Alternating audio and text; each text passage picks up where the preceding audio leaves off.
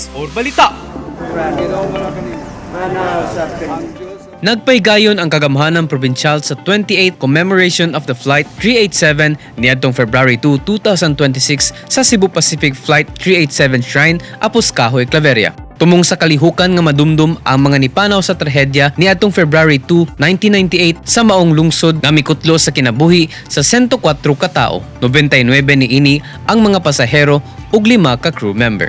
Base sa mga report, nabangga ang maong eroplano sa Mount Sumagaya sa Claveria tungod sa grabihan nga gabon sa maong dapit. Giingon usab nga adunay miskomunikasyon sa mga piloto o operator niini. Sa kasamtangan, gitukod ang Cebu Pacific Flight 387 Shrine aron madumduman ang memorya sa mga nipanaw sa wala gidahom nga aksidente. Usa-usab kini karon sa mga tourist destination sa Misamis Oriental.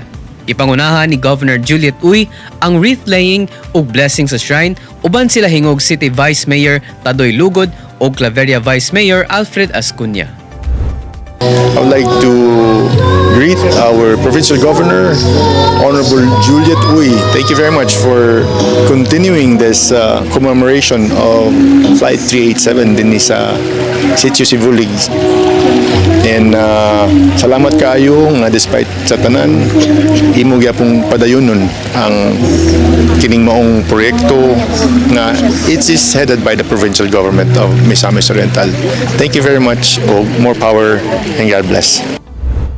Samtang gipasalig ni Governor Juliet Uy nga i-develop pa ang shrine aron makita sa katawhan nga usa kini ka hapsay nga lugar ug isip pagtahod sa nipanaw sa maong trahedya. Makahatag usab kini oportunidad sa katawhan nga madugangan ang ilang panginabuhian nga usa sa mga direksyon sa bangon strategic agenda ni Governor Juliet Uy.